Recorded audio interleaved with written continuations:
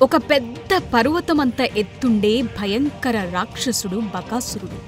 మనుషులను, జంతువులను, క్రూరమృగాలను సైతం నల్లులను నలిపినట్టు నలిపి తినే రాక్షసుడు బకాసురుడు. అంతటి భయంకర రాక్షసుడు భీముడి చేతిలో ఎలా మరణించాడో ఇప్పుడు చూద్దాం. దుర్యోధనుడు కుట్రతో లక్క ఇంటిని కాల్చగా విదురుడు ముందు జాగ్రత్తగా చెప్పిన సూచనతో పాండవులు సొరంగాన్ని తవ్వి ఆ సొరంగం ద్వారా లక్క ఇంటి నుండి తప్పించుకుని అడవిలో తలదాచుకుంటారు. అక్కడ వ్యాస భగవానుడు వీరిని కలిసి ఏకచక్రపురంలో కొన్నాళ్లు ఎవరికీ తెలియకుండా జీవించమని సలహా ఇస్తాడు. అప్పుడు పాండవులు తమ తల్లి కుంతితో సహా బ్రాహ్మణ వేషాలు ధరించి ఏకచక్రపురం చేరుకుంటారు. ఇప్పటి పశ్చిమ బెంగాల్ రాష్ట్రంలోని బుర్ద్వాన్ జిల్లాలోని దుర్గాపూర్ సమీపంలోని పాండవేశ్వర్ పట్టణమే ఒకప్పటి ఏకచక్రపురమని చెప్తారు. ఈ గ్రామంలో పాండవులు ఒక బ్రాహ్మణుడి ఇంటిలో నివసిస్తూ ఆ గ్రామ వీధుల్లో బిచ్చమెత్తుకోసాగారు. ఇలా ప్రతిరోజు భిక్ష ద్వారా తెచ్చిన ఆహారాన్ని వారి తల్లికిచ్చేవారు. ఆ ఆహారాన్ని కుంతి 2 సగభాగాలు చేసి ఒక సగాన్ని భీముడికి, మిగతా సగాన్ని మిగతా నలుగురికి పెట్టేది. భీముడు వాయుదేవుడికి పుట్టినవాడు, గొప్ప బలవంతుడు, ఆకలి ఎక్కువ కలిగినవాడు. ఏకచక్రపురంలో వారికి లభించు అతి కొద్ది ఆహారం ఈ భీముడికి సరిపోక ఆకలి తీరక అతను చాలా నీరసించిపోయాడు. ఇది తల్లి కుంతికి, భీముడి మిగతా అన్నదమ్ములకు చాలా ఆందోళన కలిగిస్తుండేది. ఒకరోజు నలుగురు పాండవులు భిక్షకు వెళ్లగా భీముడు మాత్రం ఇంట్లో తన తల్లి కుంతి వద్దే ఉన్నాడు. తాము నివసించే బ్రాహ్మణుడి ఇంటిలో నుండి పెద్దగా ఏడుస్తున్నట్లు కుంతికి వినిపించింది. ఆ కుటుంబానికేదో ఆపద సంభవించిందేమో అని తెలుసుకోవటానికి ఆమె ఆ ఇంట్లోకి వెళ్లగా అక్కడ ఆ ఇంటి బ్రాహ్మణుడు, అతడి భార్య ఏడుస్తున్నారు. చివరకు బ్రాహ్మణుడు తన భార్యను చూసి, ఓసి నిర్భాగ్యురాలా, తెలివి తక్కువదానా, ఈ ఊరు విడిచిపెట్టిపోదాం, ఎక్కడైనా బ్రతుకుదామని నేనెన్నిసార్లు చెప్పినా నీవు ఇష్టపడలేదు. నేను ఇక్కడే పుట్టి పెరిగాను, నా తల్లిదండ్రులు, బంధువులు ఇక్కడే జీవించి చనిపోయారంటూ ఈ ఊరు విడిచిపోవటానికి ఇష్టపడకపోతివి. నిన్ను పెళ్లి చేసుకున్నప్పటి నుండి నా జీవితంలో సగభాగమై నిలిచావు. పిల్లలను కని వారిని ప్రేమగా పెంచావు. ఇప్పుడు పిల్లలను కూడా నేను చంపుకోలేను. ఈ జీవితంలో మనం ఎవరిపైన ఆశలు పెట్టుకున్నామో జీవితాంతాన మనకు ఉత్తరగతులు ఎవరు చేయగలరు? అలాంటి కుమారుడు మరణించాక మనం ఎలా జీవిస్తాం? వాడు చనిపోతే మనకు, మన పూర్వీకులకు ఉత్తర క్రియలు ఎవరు చేస్తారు? నీ మొండి పట్టుదలే ఇక్కడి వరకు తీసుకొచ్చింది. నేను ప్రాణాలిస్తే ఈ పిల్లవాణ్ణి రక్షించేవారు లేక తప్పక చనిపోతారు. ఇప్పుడు నేనేం చెయ్యను? మనందరం ఒకేసారి చనిపోవటమే మంచిదంటూ ఆ బ్రాహ్మణుడు వెక్కి వెక్కి ఏడవసాగాడు. అప్పుడు ఆ బ్రాహ్మణుడి భార్య ఇలా అంటుంది, నేను మీకు 2 పిల్లలను కనిచ్చాను. మీరు లేకుండా నేను బ్రతకలేను. భర్త లేని ఆడదాన్ని సమాజం చాలా హీనంగా చూస్తుంది. ప్రతి మగాడు నన్ను వాడుకోవాలని చూస్తారు. నాకు 2 పిల్లలను పెంచి పెద్ద చేయటం చాలా కష్టమైన పని. కనుక నన్ను ఆ రాక్షసుడికి ఇవ్వటమే మంచిది. భర్త జీవించి ఉండగా చనిపోయిన భార్య చాలా అదృష్టవంతురాలు. కాబట్టి పతివ్రత అయిన స్త్రీకి చావనేది భయమే కలిగించదు. మీరు నన్ను ఆశీర్వదించి ఆ రాక్షసుడి వద్దకు పంపండి అని భార్య ఏడవసాగింది. అప్పుడు ఆ బ్రాహ్మణుడు, అవేం మాటలు? నీవు లేకుండా నేను జీవించలేను. వివాహితుడి ప్రథమ కర్తవ్యం తన భార్యను రక్షించటమే. నిన్ను ఆ రాక్షసుడికిచ్చిన తరువాత నేను బ్రతికి ఉంటే మహాపాపిని, నిందితున్నవుతాను అంటాడు బ్రాహ్మణుడు.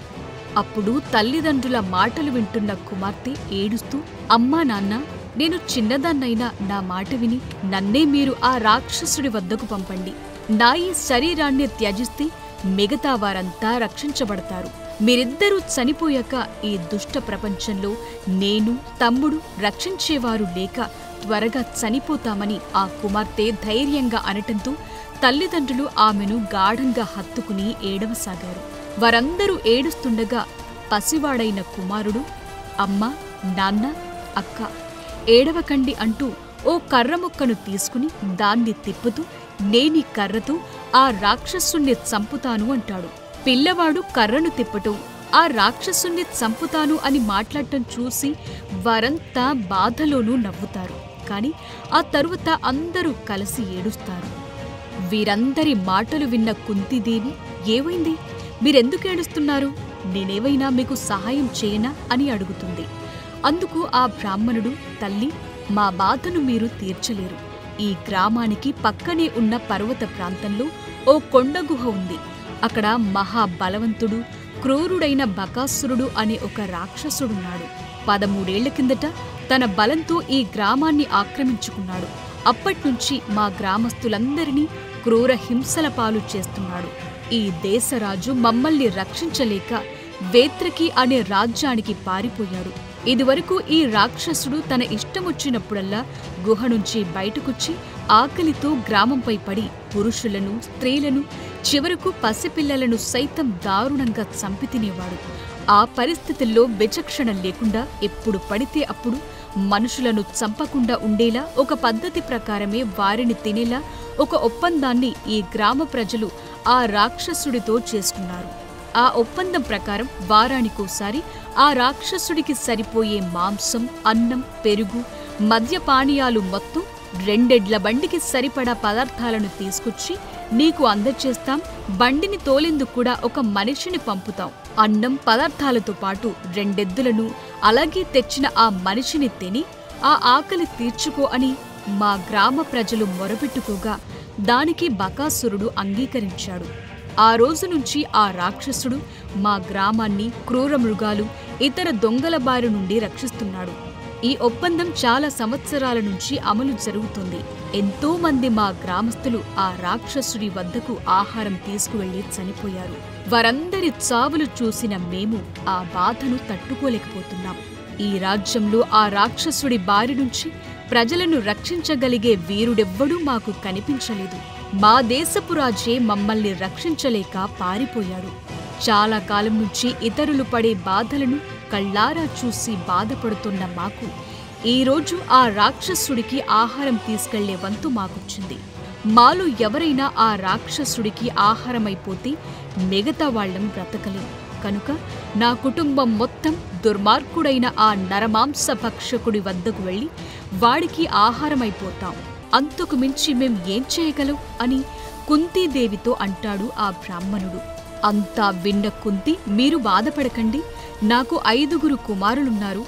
వారిలో ఒకడు బకాసురుడికి అన్నం తీసుకువెళతాడు అని చెప్పగా అందుకు బ్రాహ్మణుడు ఆశ్చర్యచకితుడై, మాకోసం మీరు మీ కొడుకుని చంపుతారా? వద్దు, అందుకు నేనొప్పుకోను అని అంటాడు. అప్పుడు కుంతి, ఓ బ్రాహ్మణోత్తమా, భయపడొద్దు. నా కుమారుడు మంత్రసిద్ధిని పొందినవాడు, మంచి ప్రజ్ఞావంతుడు, గొప్ప వీరుడు. వాడు నిశ్చయంగా ఆ రాక్షసుని చంపుతాడు. ఇలాంటి రాక్షసులను ఎంతో మందిని వాడు చంపటం నేను చూశాను. నేను చెప్పిన ఈ విషయాన్ని మీరు రహస్యంగా ఉంచండి చాలు. ఇది బయటకు తెలిస్తే నా కుమారుడి ప్రభావం నశిస్తుంది అని వారికి చెప్పి ఒప్పిస్తుంది కుంతి. ఆ తరువాత అక్కడి నుండి తన ఇంటికి వచ్చి భీముడికి జరిగిందంతా వివరిస్తుంది కుంతి. అందుకు భీమసేనుడు చాలా సంతోషంగా, ఉత్సాహంగా ఎప్పుడెప్పుడు ఆ రాక్షసుడి వద్దకు వెళదామా అని ఆత్రంగా ఎదురు చూడసాగాడు. ఆ తరువాత మిగతా పాండవ సోదరులు భిక్షతో ఇంటికి తిరిగి వచ్చి భీముడు చాలా సంతోషంగా ఉండటం చూసి వెంటనే విషయమేంటని కుంతిని అడిగారు. ఆమె బకాసురుడి గురించి మొత్తం చెప్పగా అప్పుడు ధర్మరాజు, అదేంటమ్మా, అనాలోచితంగా ఎందుకు మాటిచ్చావు? భీముడి బలాన్ని నమ్మి మనందరూ ఏ చీకు, చింత, భయం లేకుండా నిద్రపోతున్నాం. వంచకులైన మన శత్రువులు హస్తగతం చేసుకున్న రాజ్యాన్ని భీముడి పరాక్రమంతో మనం తిరిగి పొందాల్సి ఉంది. భీముడి బల పరాక్రమం వల్లనే కదా మనందరం లక్క ఇంటి నుంచి సురక్షితంగా రాగలిగాం. ప్రస్తుతం మనలను రక్షిస్తున్నవాడు, మున్ముందు మనకు మరింత మేలు చేయగలిగిన భీముడి ప్రాణాలను నీవిప్పుడు ప్రమాదకర పరిస్థితుల్లోకి నెడుతున్నావు అని తల్లిని మందలిస్తాడు. అందుకు కుంతీదేవి, కుమారులారా, ఎన్నో సంవత్సరాల నుంచి ఈ బ్రాహ్మణుడి ఇంటిలో మనం ఆనందంగా ఉంటున్నాం. ఒకరి సుగుణం ఇతరులతో పొందిన మేలుకు ప్రత్యుపకారం చేయటం వల్లనే బయటపడుతుంది. భీముడి శౌర్య పరాక్రమాల గురించి మనందరికీ తెలుసు. మనల్ని వారణావతం నుంచి ఇక్కడకు తెచ్చిందెవరో, హిడంబాసురుణ్ణి చంపింది ఎవరో గుర్తుపెట్టుకోండి. ఈ బ్రాహ్మణ కుటుంబానికి సాయం చేయటం మన విద్యుక్త ధర్మం అని చెప్పి తన కుమారులందరినీ ఒప్పిస్తుంది. ఆ తరువాత గ్రామ ప్రజలంతా మాంసం, తినే పదార్థాలు, పెరుగు, మద్యం మొదలైన అన్నింటినీ 2 ఎద్దుల బండిపై వేసుకుని బ్రాహ్మణుడి ఇంటికి తీసుకొస్తారు. ఆ బండి తోలుకు వెళ్లాల్సిన వంతు బ్రాహ్మణుడిదే కనుక వాటన్నింటినీ తీసుకువెళ్లి బకాసురుడికి అప్పగించమని చెప్పి వారందరూ తిరిగి తమ ఇళ్లకు వెళ్లిపోతారు. ఆ తరువాత భీముడు ఆ బండిని తీసుకుని రాక్షసుడి గుహకు బయలుదేరుతాడు. బండితో రాక్షసుడైన బకాసురుడి గుహ దగ్గరకు చేరుకున్న భీముడు అక్కడ అంతా ఎముకలు, రక్తపు ముద్దలు, తెగిపడిన కాళ్ళు చేతులతో సహా తల కపాలాలు కూడా ఉండటం, వాటి వాసన పసిగట్టిన గద్దలు, రాబందులు ఆ గుహపైన ఎగురుతూ ఉండటం చూస్తాడు. ఆ గుహకు దగ్గరలో బండిని ఆపి మంచి మంచి ఆహార పదార్థాలు నోరూరిస్తుంటే ఆకలి తట్టుకోలేక వాటన్నింటినీ తినటం ప్రారంభిస్తాడు. బకాసురుడితో యుద్ధం వల్ల ఈ పదార్థాలు పాడైపోతాయి కనుక ముందుగానే వీటన్నింటినీ తినటం మంచిది. పైగా రాక్షసుణ్ణి చంపాక వీటిని తినటం మంచిది కాదు అని మనసులో అనుకుని వాటిని ఆవురావురుమని తినసాగాడు. తాను ఆహారం తినే సమయం దాటిపోవటంతో ఇంకా ఆహారం ఎందుకు రాలేదా అని బకాసురుడు ఆ గుహ నుంచి బయటకొచ్చి తేరపారా చూస్తాడు. గుహ ఎదురుగా ఉన్న స్థలంలో బండిని నిలిపి అందులోని ఆహారాన్ని తింటూ భీముడు కనిపిస్తాడు. అప్పుడు బకాసురుడికి కోపం తారాస్థాయికి చేరుకుంటుంది. అదే సమయంలో భీముడు కూడా ఆ రాక్షసుణ్ణి చూసి చేతనైతే తనతో యుద్ధం చెయ్యమని గట్టిగా అరుస్తాడు. ఆ బకాసురుడు భారీ కాయంతో, ఎర్ర రంగు జుట్టుతో, దట్టమైన గడ్డం, గుబురు మీసం, పెద్ద నోరును కలిగి భయంకరంగా ఉండి కోపంగా భీముడి వైపు పరిగెత్తుకుంటూ వస్తాడు. అయినా భీముడు నిర్లక్ష్యంగా నవ్వుకుంటూ రాక్షసుడి వైపు తన వీపు చూపుతూ నెమ్మదిగా ఆహారం తినసాగాడు. వేగంగా అక్కడకు చేరుకున్న బకాసురుడు భీముడి వీపుపై తన పిడికిలితో గుద్దుల వర్షం కురిపించసాగాడు. కాని భీముడు బకాసురుడి వైపు చూడకుండా ఆహారం తినసాగాడు. తను దారుణంగా గుద్దుతున్నా పట్టించుకోకుండా తన ఆహారాన్ని తింటున్న భీముడిపై పట్టరాని కోపంతో బకాసురుడు ఊగిపోయాడు. అక్కడే ఉన్న ఓ చెట్టును పెరికి భీముడిపై వేసినప్పటికీ అతడు వంక కనీసం చూడకుండా భీముడు ఆహారం తింటూ తన ఎడమ చేతితో ఆ చెట్టును పక్కకు నెట్టి అన్ని పాత్రల్లోని ఆహార పదార్థాలను ఖాళీ చేస్తాడు. తరువాత లేచి నిలబడి తన ఒళ్ళు విరుచుకుని బకాసురుడికి ఎదురు నిలిచి పోరాడతాడు. వీరిద్దరి మధ్య యుద్ధం భయంకరంగా జరగసాగింది. ఇద్దరూ ఒకరిపై ఒకరు పిడిగుద్దులు గుద్దుకున్నారు. అక్కడ ఉన్న బండరాళ్లను ఒకరిపై ఒకరు విసురుకున్నారు. చెట్లను విరిచేసి ఒకరినొకరు కొట్టుకున్నారు. ఇద్దరూ మహాబలవంతులు, సమఉజ్జీలు 2 పర్వతాల వలె భీకరంగా పోరాడసాగారు. ఇలా కొన్ని గంటల పాటు వారిద్దరి పోరాటం కొనసాగింది. భీముడు బకాసురుడితో చెలగాటమాడసాగాడు. ఆ రాక్షసుణ్ణి నేలమీద పడేసి తన కాళ్లతో దారుణంగా తన్ని మళ్లీ లేపి తన చేతులతో పిడిగుద్దులు గుద్దసాగాడు. భీముడి దెబ్బలకు తట్టుకోలేక బకాసురుడి ముఖమంతా పగిలి రక్తం కారుతూ క్రింద పడిపోతాడు. అయినా వాడిని వదలకుండా భీముడు బకాసురుడిపైన కూర్చుని వాడి శరీరంలోని ఒక్కో ఎముకను దారుణంగా విరిచేస్తాడు. దాంతో బకాసురుడు భయంకరంగా ఆర్తనాదం చేస్తూ రక్తం కక్కుకుని దారుణంగా చనిపోతాడు.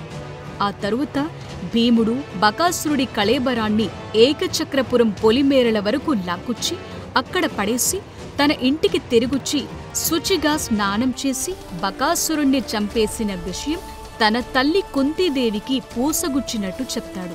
అందుకు సంతోషించిన కుంతీదేవి ఈ విషయాన్ని బ్రాహ్మణుడికి చెప్పి ఇక మీదట మీకు గాని మీ గ్రామస్తులకు గాని ఆ బకాసురుడి పీడ లేకుండా విరగడైందని చెప్తుంది.